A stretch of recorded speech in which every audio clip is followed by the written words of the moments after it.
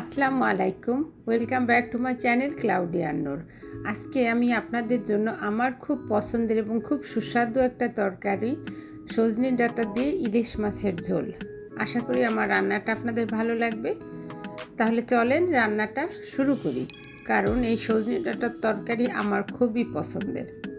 প্রথমে একটা হাঁড়িতে তেল দিয়ে দিলাম আধা কাপ বাটা পেঁয়াজ এবং এর ভিতর দিয়ে দিচ্ছি 1 চা চামচ করে আদা বাটা, রসুন বাটা এবং সাথে যাচ্ছে শুকনো মশলা 1 চা চামচ করে জিরা, ধনিয়া, হলুদ এবং মরিচের গুঁড়া। সঙ্গে দিয়ে দিচ্ছি পরিমাণ মতো লবণ। এবার এই মশলাটা তেলের সঙ্গে খুব ভালোভাবে সময় নিয়ে, অনেক বেশি জাল না দিয়ে চুলার মিডিয়াম জাল রেখে মশলাটা কষা নেব, কারণ বেশি জোরে জাল দিলে তাড়াতাড়ি মশলাটা পুড়ে যাওয়ার সম্ভাবনা থাকে, তাহলে তরকারির স্বাদ নষ্ট হয়ে যাবে। এরকম যখন মশলাটা কষানো হবে, অর্থাৎ তেলটা উপরে উঠে আসছে, তখন দিয়ে দিচ্ছি আধা কাপ পানি। পানিটা যখন ফুটে উঠলো তখন এর ভিতরে আমি দেব, আজকে আমি এরকম 4 টুকরা ইলিশ মাছ দিয়ে মাছ তরকারিটা রান্না করব। মাছগুলোতে সুন্দর ডিমও হয়েছে ছোট ছোট। এই ঝোলের ভিতরে মাছটা আমি বসায় দিলাম, সঙ্গে আমি ডিমগুলো দিয়ে দিলাম রান্না হওয়ার জন্য। মাছটা 4 থেকে 5 মিনিট জাল হওয়ার পরে আমি মাছটা উল্টায় দিতে গেছি, একটা চামচ দিয়ে সাহস পেলাম না, যদি ভেঙে যায়, একটা স্প্যাচুলা দিয়ে, তাই আরেকটা দিয়ে আলতো করে সুন্দর করে উল্টায় দিলাম। এবার উল্টা পাশটাও বেশ কিছুক্ষণ ধরে রান্না হওয়ার পরে আমি এই ঝোলের পানি দিয়ে মাছগুলো তুলে রাখবো। এবার হচ্ছে এর আসল জিনিস, সেই সজনে ডাঁটা। আমি সজনে ডাঁটাগুলোরে এরকম ছোট ছোট পিস পিস করে কাটে গায়ের থেকে যতটুকু পারছি আমি তুলে ফেলেছি, সবুজ সবুজ ডাঁটার যে খোসাগুলো।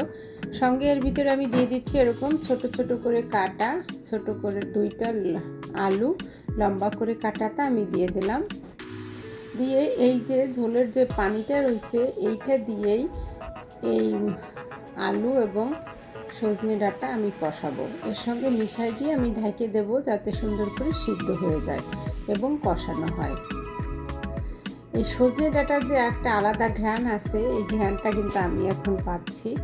যেমন বলতেছিলাম, ওই যে পানিটাই কিন্তু সজনে ডাঁটাটা সিদ্ধ হয়ে গেছে, আলুটাও সিদ্ধ হয়ে গেছে। এবার আমি দিয়ে দিলাম 1 কাপের একটু বেশি পানি, এটা ঝোলের পানি দিয়ে এই যে আলুটা সিদ্ধ হয়ে গেছে, আমি একটু ভেঙে দেখলাম।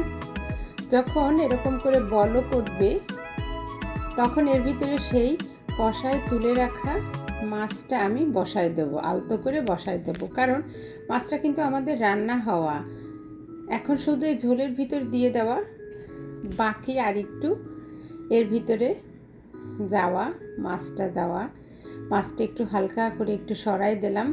খুব সাবধানে কাজটা করা লাগবে, কারণ ইলিশ মাছ যেহেতু একটু নরম মাছ। রান্না প্রায় শেষের দিকে হয়ে আসতেছে। যখন এরকম হবে তখন আর না স্প্যাচুলা বা কোনো কিছু দিয়ে না নাড়ায় হাঁড়িটা ধরে এরকম করে একটু দুলুনি দিয়ে দেব, যাতে মাছটা আর একটু ঝোলের ভিতরে চলে যায়।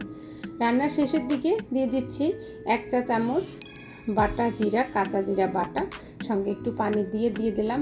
এটা অপশনাল, না দিলেও হয়, আমি দিলাম, আমার ভালো লাগে তাই। রান্নাটা আপনাদের কেমন লাগলো? যদি রান্নাটা আপনাদের ভালো লাগে, একটা সাবস্ক্রাইব করবেন। এতক্ষণ ধৈর্য ধরে রান্নাটা আপনারা দেখার জন্য আপনাদের সবাইকে অনেক ধন্যবাদ। একটা সজনে তুলে দেখাচ্ছি, সজনেটা এরকম নরম হয়ে যাবে। সবাই অনেক ভালো থাকবেন। আল্লাহ হাফেজ।